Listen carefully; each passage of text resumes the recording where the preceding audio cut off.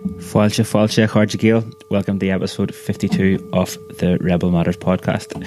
Opening today's show with a bit of a whack off the meditation bowl, just to get us all in the right mood and bring a wee bit of namaste to the proceedings. It has been a mental couple of weeks. It really has. There's been a lot of things happening and going on the last number of weeks. I think the pinnacle of it was the Gym Jam, which is the 20th of July, which is nearly a month ago now. But would you believe I'm still kind of recovering from it? I think I've got my mojo back now, but it did take a long time to get back on track after the Gym Jam, and which is why we had a bit of a break on the podcast. And I think that with everything that's been going on, you see the lead up to the Gym Jam, it was like a twister. One of those whirlwind things from like the one from The Wizard of Oz, where it just started small and it started getting bigger and bigger, and the more momentum it got, the less resistance it had, and things just everything was good. It was all going in the right direction, and we were all pulling together like a really strong crew. Everyone was looking out for each other, helping each other out with jobs that needed to get done to make the Gym Jam happen, which was a massive success, as I've talked about in the last episode already. But we were raising money for the Palestine Community Gym, and we raised between 15 and 16,000 euros in one day to make that project of opening a community-based gym in the Ada refugee camp a reality. And there was just such a big lead up into the Gym Jam, and I suppose we were kind of against the clock as well, that everything just had to get done by a certain time, and there were other things in the mix as well. The ACLAÍ, of course, was still, the show had to keep on the road there as well. And just between one thing and the other, from a personal point of view, I think there was a massive release after the Gym Jam, and I thought as soon as the Gym Jam was finished on the early hours of Sunday morning, went to bed for a couple of hours and then went back into ACLAÍ to start to clean up with everybody else. And I kind of just had it in my head that we were just going to go straight into the next phase of the project, straight into organising the equipment, to get the equipment over there to the gym, and then just get over to the location and set the thing up. But I think after a couple of days and a week or so, that I just realised that I was actually knackered and needed to take a little step back from a few things and try and slow the pace down a little bit to try and recover some energy and get the mojo back. It seemed like I just felt like I was very low on energy. I was trying really hard to get things back on track and trying to get stuck in with a few different projects that we have with ACLAÍ and trying to get the podcast up and running again. And between one thing and the other, I just kind of let the little routines that were keeping me together slip. I wasn't paying as much attention to the routine that I did have in the morning, and I wasn't doing as many training sessions or taking time out. I actually wasn't reading as much either. And last week I just realised that I'd kind of worked myself up into a big tense ball, and it was a nice realisation to have, because I started to unpack things a little bit and take things back a level or two. And really I kind of just got back into the morning routine of taking time to make a nice cup of coffee and doing a bit of reading, spending a bit of time doing some breathing practice or meditation. I got some cracker sleeps where I was in a position where I didn't have to set my alarm in the morning, and just slept until I woke up naturally. Set time aside for cooking food, because in the lead up to the Gym Jam, everything was just on the go. It was just like getting food, eating it quite fast, or eating it on the go, and then getting back to the grindstone to try and get the next job done to make it happen. So started paying a bit more attention to cooking food and getting back to doing something creative that didn't have a time pressure on it. Actually, one of the projects that I was working on this week which is a little bit connected with the podcast that I think we're going to do today. I was up in Belfast at Christmas, so 8 months ago, and I was over at my granny's house, and there was this big, huge bag of newspaper clippings that she asked me to put in the bin, and it was actually a bag of newspaper clippings from things that my dad had been in the newspaper for over the years, and some of the stuff that me and my brothers had been in the papers for, and a couple of other of my aunts and uncles. And I just took the bag instead of putting it in the bin, and I have it down here now, and I was just going through them and making a bit of a scrapbook for them, and the first thing I did was to put them in order of year. So there's papers going back to the 1970s all the way up to the mid-2000s, and I'm making a little bit of a scrapbook with it, but just doing a little bit of arts and crafts was a really nice way to get the head into a bit of a better place. Doing something creative, I guess, focuses the mind and gets all the rubbish stuff away out of the way. And also one thing that I really enjoyed doing was going back to the basics and some stuff. So I had been training away every morning at 6 o'clock with Cahill, who was living in Cork at the time, but who's now living in Dublin. And we were getting up at like 5:30, getting into the gym for 6 and doing a good session. But then after he left me down in Cork and moved to Dublin, I kind of got out of the habit of doing that, and then took a break from the training for a little while after the gym jam anyway. And with the training, to get it started again, I just wanted to go back to the basics. And what I actually did the other day was a lovely training session in Olympic weightlifting, and just did some practice on my cleans, which I posted on the ACLAÍ social media account actually. But it was a nice training session because it was the first time in 9 years since I practiced any of the Olympic weightlifting sessions, and it kind of made me think back to the days when I was in the University of Limerick when the UL Weightlifting Club was founded, I think in 2004. I was training at that time with Eamon Flanagan and Cahill Bird, Andy Murphy, Barry Vaughan, Sean O'Sullivan was in there as well, Sinead Redden, and we all trained together and had a nice little group on the go there. And then that got me thinking about the time that me and Carbra stepped into the Beachmount Leisure Centre, where the weightlifting club was there at the time, and it was run by a man who has passed away now. Eddie Finnegan was the first person to introduce us to the Olympic weightlifting exercises, and this was like a real old school gym. This was in a squash court, so it only had one of those really small doors, no windows, and the weights were just placed around the corner, in the corner between the floor and the walls, just kind of stacked up neatly against the walls. And there was a couple of makeshift platforms, one squat rack and one place for bench pressing. And the training sessions in there used to be as old school as they get. You just go in and you do 10 sets of 10 of basically everything. 10 sets of snatch, 10 sets of clean and jerk, a few more sets of clean, some squats, and then finish off with maybe some bench pressing. Good sessions were on for 2 hours, and there was no music allowed. It was just, Eddie would say, if you're here to train or you're here to listen to music, you can listen to music later on. And it was a real pure form of training. And the first thing that Eddie said to us one day was, see if you ever take steroids, you're out of here. I'll know straight away, and just straight out the gap. And he was just a man who just loved doing the basics, doing them right, training hard, and focusing on what you were doing, which I think is why going back to your roots is such a nice thing, because you just pick one thing and it brings you back in time, or it brings you back to the time where you were really focused on doing that one thing. And that's another thing that I started doing with the workload that I had. There's a book that I read a few years ago called The One Thing. I can't remember who wrote it now, but it's well worth checking it out. And it makes perfect sense.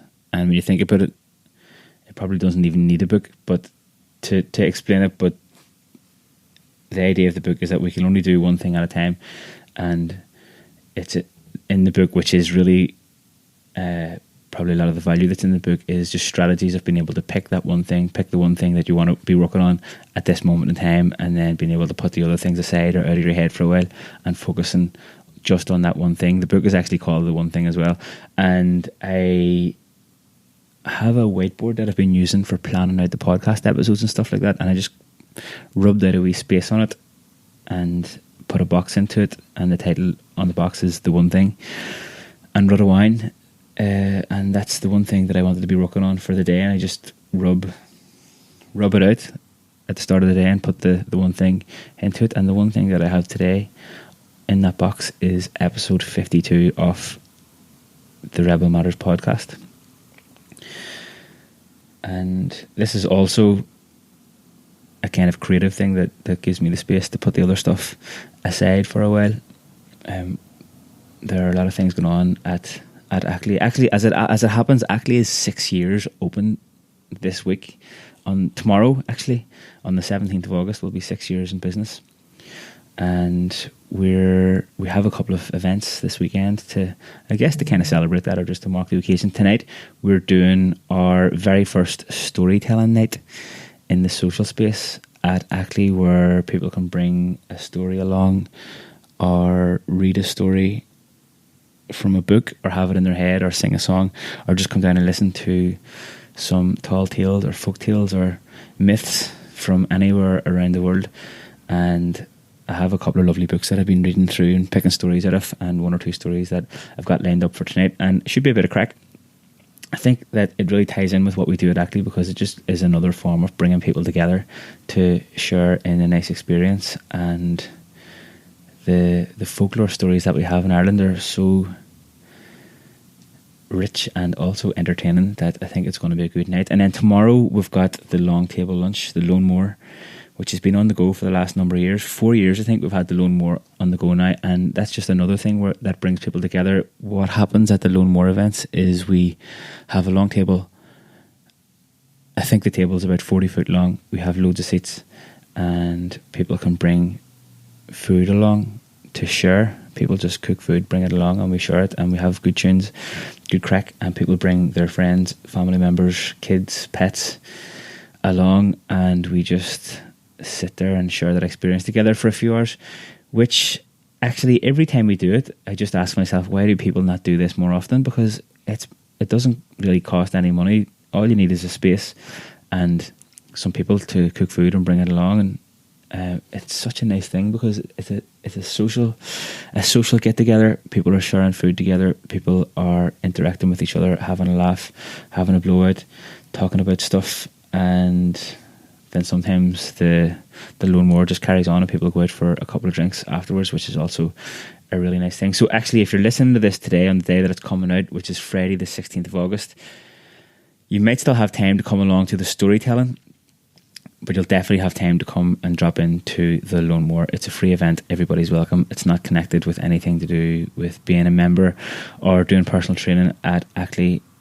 Just come along and enjoy. There's a lot of stuff going on in Cork in general at the minute. Actually, there's good news for the podcast, which I haven't got the full details to give you right now because we're still confirming, but I can say that there is the very first Cork Podcast Festival is going to happen between the 10th and the 11th of October in Cork, and there's going to be events on in the Opera House, the Crawford Art Gallery, the River Lee, different bookshops, record shops, and Spalpeen Fanach, and also in the Kino, which is another part of the big news that hit Cork this week. Ed O'Leary and Joe Kelly, who organised the Live at St Luke's events and ran the It Takes a Village Festival this year, which we did a live podcast in with the TPM lads. You can go back and listen to that if you want to as well. It was the very first live in front of an audience podcast. But Ed and Joe are taking over the Kino, and it's big news for Cork because it's going to be another great live music venue right in the middle of the city centre, not too far from where ACLAÍ is, and I think it's going to add a lot to the city. And actually the lads Ed and Joe are also organising this Cork Podcast Festival, which we are going to be taking part in, so I'll keep us informed whenever I know, you'll know. Keep us informed on what kind of a part we're going to play in the Cork Podcast Festival with the Rebel Matters podcast. But you should go and check it out anyway, because there's loads of class podcasts that have already been fully scheduled. And go and check out the Cork Podcast Festival on your social media or on the website, and also go and find out what the crack is with the Keno. Really interesting to see that's happening, and very exciting times as well.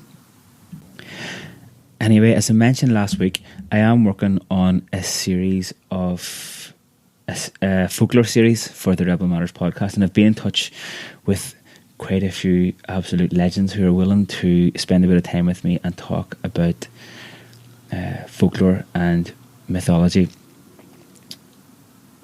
But as I just mentioned, it has been kind of a challenging time to get things back on track after the big crescendo that was the Gym Jam and the release of energy that caused, and the kind of aftermath of getting things back in order after organising that big event. And I haven't started doing the interviews with people for that yet because I haven't been able to get the time away from Cork. And also I thought it would be nice just to maybe bring in some of the challenges that come along with, making this podcast and keeping it up in the air, along with ACLAÍ and along with the Palestine Community Gym Project. And also the fact that ACLAÍ is 6 years on the go this year. I thought it would be nice. Actually, there's something else that we'll talk about that in a second. Because ACLAÍ is 6 years on the go this year, I thought it would be nice to maybe have a little review of the things that have been the best and the things that have been the most challenging, and what I would kind of see for the future of ACLAÍ as it relates to what we're doing as a business. But I guess it's kind of relevant to anyone else out there who works in a small business or who's had these challenges. 6 years seems like quite a long time now when I look back at it, but the time has flown. It has had like really tough challenges and lots of beautiful moments as well. I think that if I'm looking back at it now, the thing that probably one of the biggest lessons learned from the last 6 years of running ACLAÍ as a personal training facility in Cork city centre is realising the absolute bullshit that is the fitness industry in general, and seeing an industry as such that is so-called designed for our health doing nearly the opposite, and a lot of times is something that really gets under my skin, and it is a really big driving force behind what we do at ACLAÍ to try and be an alternative to the kind of standard commercial health and fitness industry. Like when you think, I've mentioned this before on the podcast, but if you think about a standard commercial gym where supposedly health is meant to be the main thing that is being promoted and encouraged there, and you go in and then a lot of the time the training mentality is based around how we look, and it becomes very superficial. There can be pictures of models on the wall. If you go in, there's mirrors all over the shop, which if you're wanting to work on your fitness or your health in general, and you've come from a place where you're not happy with it at the current moment in time, it's very likely that you're coming from a place of being self-conscious, and a lot of people don't like seeing themselves in the mirror when they're in that state. And also then the places are filled up with screens, and I think that getting away from screens, reducing our screen time is one of the most essential components of health these days, and I include myself in that as well. I realised that recently I've been spending a lot of time looking at screens, and I got into the habit of having my phone by my bedside, which is another one of the things that I checked in with myself about recently when I was just doing a little mental health check-in over the last few weeks, and I think that it is a positive move to spend less time on the screens, and especially not to have any screens by the bedside, because I got into the habit of looking at my phone in the morning, and you just haven't got any control over what's going to come up on your social media feed when you pop that up. Could be some negative vibes coming out of there, and then you're getting the day off on a bad start. And one of the things that I have definitely realised over the last while is that it's very important for me to have a positive routine in the morning to get the day off to a good start. And another thing that does my head in about commercial gyms is that there's no real need for communication between people in that setting. For example, most of the machines have instructions on them, or they're all designed so that you can just go in and do it by yourself, and there's no need for an interaction with a coach or with someone else who's in the gym.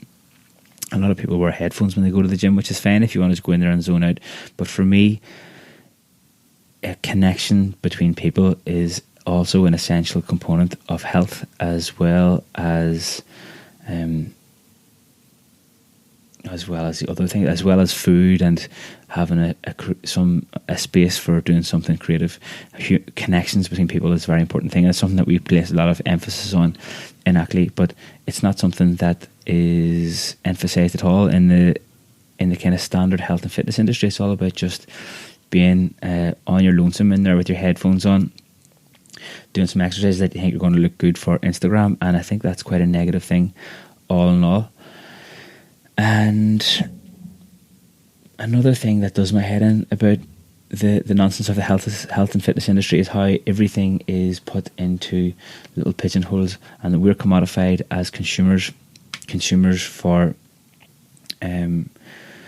products that are going to supposedly change how we look or make us feel like better people, consumers for nutritional products that don't really have anything to do with food or nutrition, in the sense that they don't encourage positive nutrition habits and don't encourage people to come together, to eat together and to share the experiences of food. And again, all those things, even though they seem quite negative as I'm speaking about them here, they're all things that we've taken lessons from in ACLAÍ to try and do something that's an alternative form of that. That's why we have got a form of training that is really focused on bringing a coach and the member together and working together to learn how to train, to get stronger and more mobile. It's a form of training that also brings members together and that they're interacting with each other in one way, shape or form, and also one that helps the person who's training learn more about their bodies and explore their bodies, regain confidence in their movement and stuff like that, which is all based on connection between the coach and the person who's training, connection between two people who are training, and connection between the person who's training and themselves. And that's why we have the book club. It's a social space where people can come and talk about books, and that's another opportunity to be away from screens and encouraging a bit of time to read and learn from books. That's also why we have the Lone Moor long table lunch events. Brings people together. People share recipes, people share food, people share a good time and listen to good music. And the latest thing then is the storytelling, which is just another way of getting people together and doing something that's kind of creative.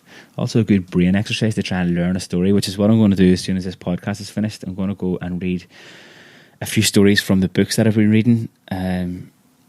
Really nice collections of folklore stories, and I'm going to pick one out that I think would be cool to do for tonight and learn it as best as I can, and then try and share it with whoever shows up to this event tonight. And I think the best thing from the last 6 years of running ACLAÍ has definitely been the people that we've come in contact with. We have such a great team. So grateful for the team that we have at ACLAÍ at the minute. Steph and Alan and Baptiste and myself work really well together, and they maybe this would be a good opportunity to say a massive thank you to them for all the work that they do. And then there's the extended team, people who have helped with running other events, and Billy O'Connell deserves a massive shout out there. Billy does massages at the gym every week, and the massages are done on a donation basis, and all the money that is raised from the donations for the massages goes to, well, this year they're going to the Palestine Community Gym project, and last year the money went towards the Irish wheelchair rugby team's trip to the World Championships in Australia. So if you want to book a massage with Billy, just get in touch with us through the ACLAÍ Instagram account or Facebook or website aclaí.ie. So there's that extended team as well, and there's also the members. What a massive group of legends. They're the members who come and train with us every day of the week, except for Sunday, which is when we're closed, but all the other days. And it's just such a class.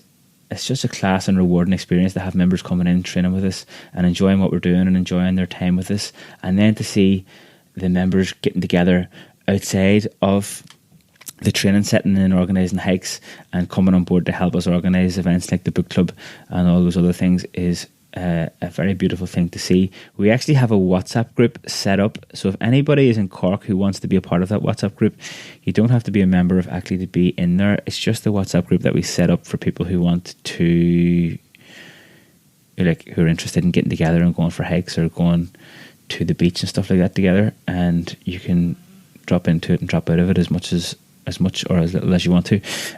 If you want to do that, you just get in touch with us on the ACLAÍ social media pages, ACLAÍ_Cork, or the ACLAÍ Strength and Movement on Facebook, or ACLAÍ.ie, and we'll stick you into it, and you can be a part of that WhatsApp group. It's a really nice way to get out to places that you might not be able to get to if you haven't got a car, or if you felt like you want to do some hikes but you're not sure where to go, or would like to go to the beach, and then be a part of that WhatsApp group. Class. I think that for the future of ACLAÍ anyway, that we would like to just build on what we're doing, creating more positive vibes and building our business. Like, the business is going well as well. That's important to say as well. It is a personal training business, and it's going very well. It's thriving, but it's built on positive vibes, and it's built on building people up as opposed to playing on people's insecurities, which is another one of those things that just does my head in about the fitness industry in general. We don't do before and after pictures, or we don't do Photoshop. We don't shame people into feeling like absolute shite and then offer them the, quote unquote solution. It's just based on bringing people together, and it's based on training that's built to suit the person who's training, their goals and how their body is moving. And it's built on cooperation with the coach to keep on being able to train through obstacles and change training programs as and when we need to, and keep on moving in the right direction. And it's about creating an inclusive environment to training as well,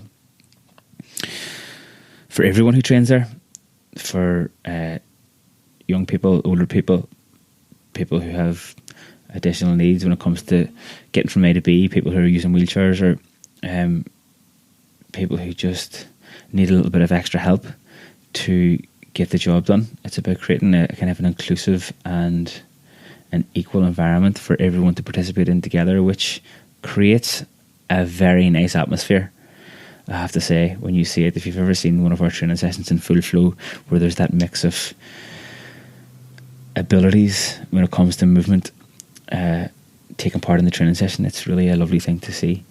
And yeah, anyway, you can go and check out the social media if you want to find out a little bit more about that. So what else? This week actually marks 50 years since the British Army landed in Ireland, and I thought it might be a good opportunity to talk about that a little bit and highlight a few of the key events that brought that about. And as I'm sure that you're very well aware, I am not a historian, and this is not a history podcast. There are documentaries and historians and books out there that would be able to give you a way more accurate description of what happened in the lead up to the British Army landing in Ireland 50 years ago than I will. But at the same time, I just thought it would be interesting just to go back and look at some of the events and talk about them a little bit. That might end up spurring you on to find out more about it. So in advance, I will put a little disclaimer and say that if there are any historical inaccuracies here, it's not on purpose, and this is not a history podcast. And also, probably important to say, a lot of my friends go to Belfast and they ask me questions and ask me what they should do. This might actually be a nice podcast to be able to share with people that are going up to Belfast from now on. But I always find it an important thing to say, that whenever people ask me about Belfast and what it's like, and ask about the political situation there, I do my best to be as impartial as possible, but I have an inbuilt bias because of being from a nationalist area in Belfast, and having kind of, I guess, Republican inclinations when it comes to what went on in Ireland and what's still going on in Ireland. And it's impossible to be completely impartial, and I don't think people actually want a total impartiality when they're asking someone who's from the local area about what's going on. It's important to take that into consideration as well with the stuff that maybe we can highlight or bring up in the rest of this little podcast right here. Also, as I was saying, when I was up in Belfast at Christmas there, and when I got those collection of newspaper clippings from my granny's house, I also recorded some of the chats that we were having that day. So I've got some audio clips from my granny remembering back to the times when she lived down on the Lower Falls Road in the 60s, and some of her recollections from some things that happened during the years of conflict in the occupied six. So I'll stick those in to this podcast as well. It's actually quite hard to figure out a starting point when we're talking about like the war that went on in the six counties and the arrival of the British Army, because when they arrived wasn't the start of the trouble and the tension and the conflict. It had been going on since really the partition of the country, and even before that there. How many brothers and sisters did you have altogether? My mother had 10 of a family. Now one wee boy was toddling about, born and toddling about and died before I was born. But whenever my mother was a widow when she was in her 40s, she had 9 of a family. 9 children. Where were you in the order? The house that they lived in. I was Sean's the youngest, and I was the second youngest. Sean was the baby. And I was about. What happened was that he was shot dead by the IRA. About 6 or 7, my father died or something. Would you still remember him? Huh? Do you still remember him? Barely. I can remember him barely, but Margaret says she always remembered him, my father. Now she's about Margaret's. There's only 3 of us living, Sean and Margaret and me. And Margaret's not too well. She's very frail. But 3 of us, that's right, Sean and Margaret. Sean was a baby. And my mother had 5 sons. Tommy, Joe. No, is he Joe? Tommy, Paddy, Davy and Sean. And the wee boy died, she had 6 sons. What was Margaret saying then about your dad? What was what? You saying Margaret used to say something about your dad? Margaret said she remembers my father, God rest his soul, but the day he died, when he was going out, they were really playing in the streets, you know, the no garden houses. And she always remembers him saying, "Now remember, girl, you have your homework to do." And that's what she always remembers my father for that. And like we were only kids, you know. Was he shot just outside the house, was he? Was he shot just outside the house? Down McDonald Street. That was just... Actually, I was at my mother's brother's house, my Uncle Willie. He went over and he said, "God, that's our Joe Land." You know, that's what happened there, you know. But do you know what happened to him? He was shot. Do you know what for or whatever? A mistake. That's all he could do about that. That was it. He was after all those children. Was there much of an uproar after it happened? Couldn't tell you anything about it. It was all in the papers and things like that. Couldn't tell you anything about it. We were too young and people didn't talk about things, you know.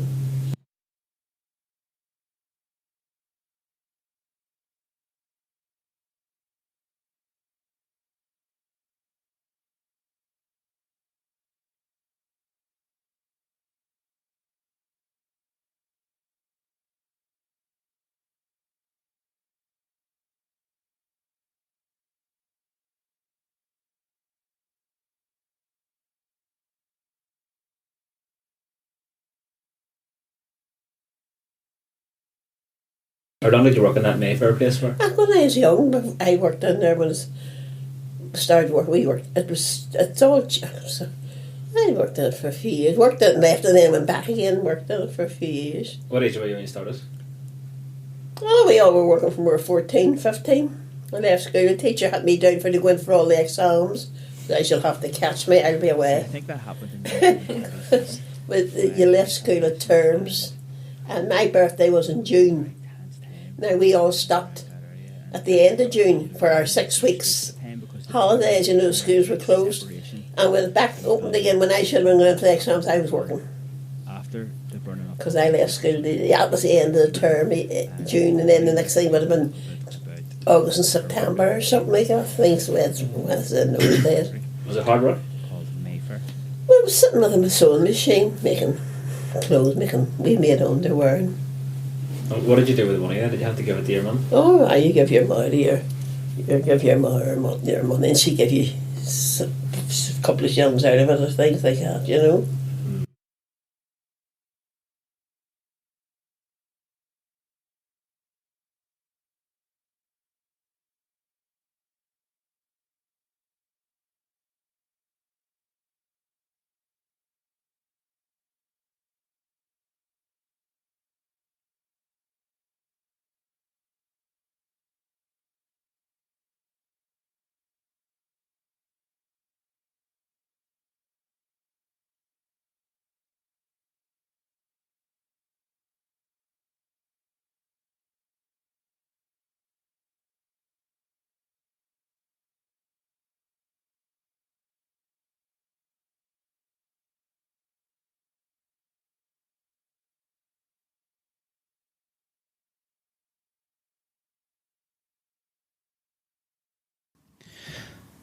Up until January 1969, my granny and her family would have been living down in Bombay Street, and actually moved out in January up to where they're living now. But between the 12th and the 16th of August 69 is where loads of riots broke out all around the north. The Battle of the Bogside happened between the 12th and the 14th of August, when the people of the Bogside came together to defend the area, keep the security forces out. And actually there was a real fear in the Bogside at the time that there was going to be like a massacre of the Catholic population there, and the residents started Radio Free Derry at the time. And a quote that I just whipped this off the Wikipedia of the Battle of the Bogside, that there was a statement read out on the Radio Free Derry: "A war of genocide is about to flare across the north. The CRA, which is the Civil Rights Association, demands that all Irish men recognise their common interdependence and calls upon the government and the people of the 26 counties to act now to prevent a general national disaster. We urgently request the government take immediate action to have a United Nations peacekeeping force sent to Derry." And then the riots started off then in Belfast, in and around about the same time. And I think that a lot of people feared for their safety at the time, that the houses were going to get burnt out. The IRA weren't massively active or equipped to defend the areas at the time, but then did their best to keep keeping mobs out of the area. On the 15th of August, the attack on Bombay Street happened, when a loyalist mob, along with members of security forces, came down into the street and started burning out the Catholic houses there. And then people had just had to flee, grab whatever they could, and run away. At the time, my granny had already moved out of Bombay Street, but still would have had friends and family there in and around that area. The streets that were attacked were Bombay Street and Cooper Street and Kashmir Road. Houses were also burnt out there, and there was a young member of Na Fianna, Gerard Macaulay, was shot dead on Bombay Street as well, as he was helping people get out of their houses on time with whatever they could grab. This next wee clip here is my granny talking about their time when they were living down there and the tensions that were building up in the area beforehand. She speaks about my granda and her conversation about loyalist families hanging buntings from their own house across the Catholic houses, and my granda was in favour of just letting them do it if it kept the peace. And eventually all these tensions kind of boiled over and resulted in the burning of a lot of Catholic houses. And then the British Army actually came. When they arrived, they came as kind of a form of protection for the Catholic houses, and when they did arrive, they were welcomed at the start, but then it soon became obvious that the British Army were there to serve the needs of the loyalist and unionist government that was in power and Stormont at the time, and then stopped being a defensive force for the Catholic areas and more of a puppet for the British state. And I think that's a very brief or simplistic way of describing how the conflict then kicked off. Of course, there were massive events that happened. For example, the Ballymurphy massacre, Bloody Sunday, and also the false curfew that the British Army actively took part in or orchestrated, that turned the Catholic communities completely against them and nationalist communities completely against them. My granny actually talks a little bit about the false curfew as well, when one of her brothers, Sean, who's my great uncle, got caught up in the curfew and got arrested because he was outside after the curfew time, and got put into a jeep with someone who I believe he thought had been killed at the time and was in the back of an army jeep, and he got thrown into the back of the jeep as well. So have a little listen to this here. How did you meet Granda then? Who? How did you meet Granda? Actually, he didn't live far from us. We just all knew her. Did he ask you out on a date? Did he ask you out on a date? But you just all went about together, and then next thing you know, you just all paired off together. Were you going to dances? Okay, we used to go to pictures a lot, and we dances. I used to love the dances. Everything's terribly changed now. Like.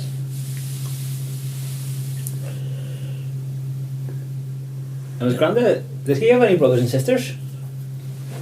No, he had one brother, I think. Didn't know much about them, to tell you the truth, like it. His family? How come? Eh? How come?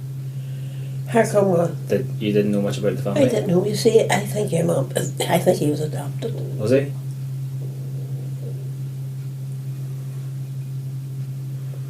That's interesting. Nobody told you anything in those days. You just had to work things out. Then you moved into Bombay Street after that, did you? Pardon? Did you and Granda move into Bombay Street then? I lived with your father's house, Mars, like house, and then with two children, and we moved up, and we're in Bombay Street, and we're only out of Bombay Street when it was blew up. Your daddy had, God rest him, had said to me, that's your daddy, your granddad, Teresa's off, take a tear of a stone to see it on the street. God, I says, I must go down to see it. So, apparently that's the second time that they've done that. I was actually talking to Seamus McShann today. Were you in the Cullen today? I was up at his house just talking to him. Is what? I was up at his house just talking to him this morning. Seamus, right? Where does Seamus live? On the Shaws Road. On the road, On the Shaws Road there. Oh, the Shaw, that's right. And the Shan live up there too? Next door. That's right, I remember now. You know, they built up the houses in Bombay Street. That's right, that's just what they did. They built the houses. You see, they bombed the other side, the other ones came in and shot all around it. Burnt it up. And their house, but that girl, I know her, she was interviewed, she lived, it's just, that's the second time they've done that street. What was it like then there when you were living there? It was all like I liked it all, but I remember when we'd have come out of Bombay Street and we went into Cooper Street. That was a big street, led you right down to near where we lived in the Falls. And it was the 12th of July coming up, and it was mixed. It was Protestants and Catholics, and the Catholics, the plans were to put buntings up, and they started their own house and come over there, and maybe that was a Catholic. And I remember your daddy saying to me, well, I wouldn't let them do that. I said, well, I tell you, if it brings peace, makes peace, because they had the buntings, they were their buntings, red, white and blue thing, but they put them, so this would have been a Catholic house. And your dad said to me, I said, well, listen, if that keeps peace down, that's not for all it takes. Do you see, just after that, they shot round them, they come out and shot round Cooper Street. I said, oh, Sacred Heart of God, they were good enough to let them put their buntings in. God rest my brother, our Paddy was come past that day, and he says, God, those women, she was crying. He says, what's wrong? He says, after telling us to get out, no, just put them out of their house and put the Catholics out. Back then, did you tell me before that you used to walk onto the Shankill Road for the shopping back then? I'm sure we always used to do a lot of shopping on the Shankill Road. And there was one shop, and you know what we got in it? I went to it for your daddy's uniform for St Mary's. I was a Protestant, and they took orders. God bless, they wouldn't do it now. So the troubles were terrible. But that time in Bombay Street, I Paddy, God rest him, like he's a brother. He says, this woman, I said, what's wrong, everybody? Oh, just put us out. They just dropped the door and told them to get out. The Catholics. And see, our Sean and Kathleen, when they were married first, now she's originally from the market, you know the market down there. But then so they got a house across the Grosvenor Road, not far from where I live. And again, that they were Protestants, but the Catholics were beginning to move in, you know, and I says, I'd be afraid I'll have a monk, but however, they were doing alright, but they were glad to get out because Sean says they started to form up their bands outside their door and all those things. Like, it was terrible hard to live. It was worse years ago, you know. But so that's why they got out. And then when we left Bombay, Ormond Street, they went into our house up where that's the house your daddy was like born and reared in. Uncle Sean went in there. And Sean was there after. I think Paddy was in it for a while, was it? No, maybe he wasn't. Were you living? Sean lived. That's what it was. Sean lived in that street with the Fennel Street. It was always Protestants, but the Catholics were beginning to move in. But he says we're beginning to outside their door, starting up their drums and all. So when we left that house, they moved in. So were you living down the Falls Road during the curfew? The Brits had the curfew on the streets. I suppose it was. No, well, I think we were in Bombay Street at the time. I think you told me one time that Sean got arrested because he was coming home from work. Oh God, yes, right. He was. Oh, I forgot about that. But that was on the Falls, and what happened? But he was. We were still waiting for Sean. Never come. He was inside. He was out at the wrong time of a curfew or something, wasn't it? And he put on the phone. What did I hear him about that? Put on the phone. And like it frightened him, you know, he wasn't fuzzy. He came up here and he would have been in Bombay Street at the time, I can't remember. But that gave him enough of fright. Did you tell me did they put him into the Jeep with a fella that was dead? Yes, that's right. That's what it was. He says he had been shot, I think. So they had threw him in. There you go, it was awful like that. It frightened you like right enough, you know. I wonder if there have been people out on the streets with the bin lids when you were there? Well, you see, that bin lid business was done apparently years ago when there was always trouble with them. And the women used to go out and rattle their bin lids when they were passing that, everybody else knew they were there. So someone started with this trouble, so they got out with their bin lids and banged the ground. That was let everybody know. Were you ever out with a bin lid? I'm told I wasn't out with a bin. We didn't need to go. I wouldn't go out with a bin lid. Oh, while we were passing, and then there were putting their bin lids on the ground because the Brits were coming. That was letting everybody know. It was laughable, but it wasn't a bit laughable because it was terrible days, you know. Wasn't there somebody out of Bombay Street? I think, or was he inside? Because when we lived in Bombay Street, oh, that's right. There was a friend that somebody was caught up and lived opposite us in Bombay Street.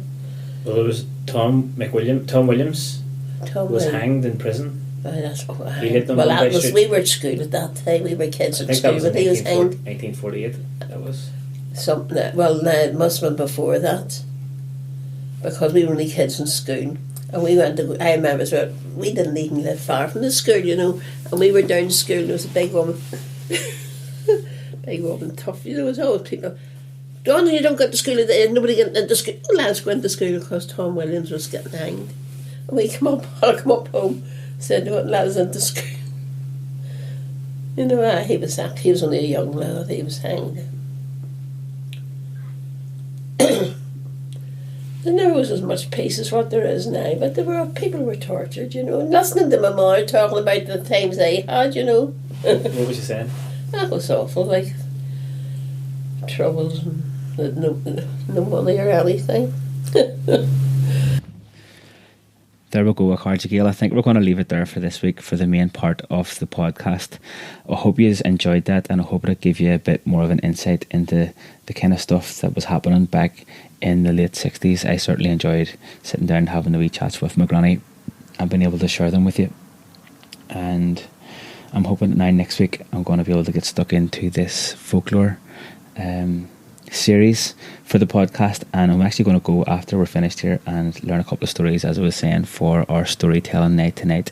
If you want to support the podcast, as usual, you can go to the Patreon page. Actually, go to rebelmatters.ie, which is the website for the podcast, and you can see all the rest of the episodes, links to different platforms to listen to it, a few blog posts, and also the link to the Patreon account where you can sign up for a wee monthly subscription to help support the podcast. I really want to get the podcast to be covering its own costs, and I think it costs about 50 or 60 quid an episode to do the podcasts, between travelling around to meet people to do them and the monthly subscriptions that I've got for the podcast, and then also obviously have to pay for the equipment and all that kind of crack. So I've got some big plans for the podcast coming up as well, which I'll share with you in due course. But if you're in a position to do so and you want to support the podcast, then go and do it, and I'll be extremely grateful. And Gurached Mila Maigov to everyone who already supports the podcast. In Patreon, you can also share the podcast on the social media accounts and share it with your mates and get other people to listen to it, and also get in touch if you have any feedback. Plenty of people get in touch every week, and thanks a million for doing that. I enjoyed the feedback from last week's episode, which was the interview with the Middle East Monitor on the Palestine Community Gym project that we have, and also the newest addition to the podcast, which was reading out a chapter from Roald Dahl's book Boy Tales of Childhood, which we're going to continue this week as well. So I'm going to put the outro music on, so to give you a chance to either carry on with your day and go on and do whatever you had planned next, or to get settled in for an extra couple of minutes of soothing reading from the book of Roald Dahl. I haven't read this book yet, so we're kind of reading it together as such, and I really enjoyed last week's one. Actually went away from last week's episode feeling quite zen. So here, I think maybe just a good way to finish up this episode is to go back to where we started from and look after yourselves, Acharja Gael. I definitely had to do a wee check-in with myself and look after myself in the last week or two to bring the pace down a little bit, go back to basics, and focus in on some good pieces of self-care to keep the mental and physical health in check. So hopefully you guys can do the same. Anyway, I'll speak to you next week for episode 53. I don't know what we're going to have for it yet, but it is going to be out at around 4 o'clock on Friday, and I'm looking forward to seeing you there. So, Gajin Kerala Acharja Gael, Slán go fóill agus Cinne Fiore.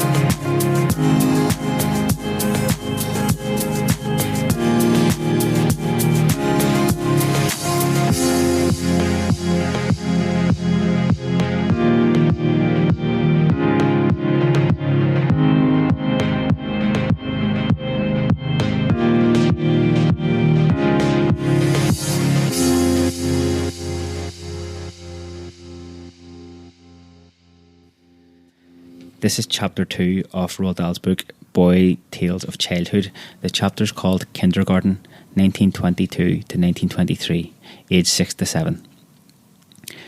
In 1920, when I was only 3, my mother's eldest child, my own sister, Astrid, died from appendicitis. She was 7 years old when she died, which is also the age of my own eldest daughter, Olivia, when she died from measles 42 years later. Astrid was far and away my father's favourite. He adored her beyond measure, and her sudden death left him literally speechless for days afterwards. He was so overwhelmed with grief that when he himself went down with pneumonia a month or so afterwards, he did not much care whether he lived or died. If they had had penicillin in those days, neither appendicitis nor pneumonia would have been much of a threat, but with no penicillin or any other magical antibiotic cures, pneumonia in particular was a very dangerous illness indeed. The pneumonia patient, on about the 4th or 5th day, would invariably reach what was known as the crisis. The temperature soared and the pulse became rapid. The patient had to fight to survive. My father refused to fight. He was thinking, I'm quite sure, of his beloved daughter, and he was wanting to join her in heaven. So he died. He was 57 years old. My mother now had lost a daughter and a husband, all in the space of a few weeks. Heaven knows what it must have felt like to be hit with a double catastrophe like this. Here she was, a young Norwegian in a foreign land, suddenly having to face all alone the very gravest problems and responsibilities. She had 5 children to look after, 3 of her own and 2 by her husband's first wife, and to make matters worse, she herself was expecting another baby in 2 months' time. A less courageous woman would almost certainly have sold the house and packed her bags and headed straight back to Norway with the children. Over there in her own country, she had her mother and her father willing and waiting to help her, as well as her 2 unmarried sisters. But she refused to take the easy way out. Her husband had always stated most emphatically that he wished all his children to be educated in English schools. They were the best in the world, he used to say. Better by far than the Norwegian ones. Better even than the Welsh ones, despite the fact that he lived in Wales and had his business there. He maintained that there was some kind of magic about English schooling, and that the education it provided had caused the inhabitants of a small island to become a great nation and a great empire, and to produce the world's greatest literature. No child of mine, he kept saying, is going to school anywhere else but in England. My mother was determined to carry out the wishes of her dead husband. To accomplish this, she would have to move house from Wales to England, but she wasn't ready for that yet. She must stay here in Wales for a while longer, where she knew people who could help her and advise her, especially her husband's great friend and partner, Mr. Adnison. But even if she wasn't leaving Wales quite yet, it was essential that she moved to a smaller and more manageable house. She had enough children to look after without having to bother about a farm as well. So as soon as her 5th child, another daughter, was born, she sold the big house and moved to a smaller one a few miles away in Llandaff. It was called Cumberland Lodge, and it was nothing more than a pleasant medium-sized suburban villa. So it was in Llandaff 2 years later, when I was 6 years old, that I went to my first school. The school was a kindergarten run by 2 sisters, Mrs. Cornfield and Mrs. Tucker, and it was called Elm Tree House. It was astonishing how little one remembers about one's life before the age of 7 or 8. I can tell you all sorts of things that happened to me from 8 onwards, but only very few before that. I went for a whole year to Elm Tree House, but I cannot even remember what my classroom looked like, nor can I picture the faces of Mrs. Corfield or Mrs. Tucker, although I am sure that they were sweet and smiling. I do have a blurred memory of sitting on the stairs and trying over and over to tie one of my shoelaces, but that is all that comes back to me at this distance of the school itself. On the other hand, I can remember very clearly the journeys I made to and from the school, because they were so tremendously exciting. Great excitement is probably the only thing that really interests a 6-year-old boy, and it sticks in his mind. In my case, the excitement centred around my new tricycle. I rode it to school on every day with my eldest sister riding on hers. No grown-ups came with us, and I can remember oh so vividly how the 2 of us used to go racing at enormous tricycle speeds down the middle of the road, and then, most glorious of all, when we came to a corner, we would lean to one side and take it on 2 wheels. All this, you must realise, was in the good old days when the sight of a motor car on the street was an event, and it was quite safe for tiny children to go tricycling and whipping their way to school in the centre of the highway. So much then for my memories of kindergarten 62 years ago. It's not much, but it's all there is left.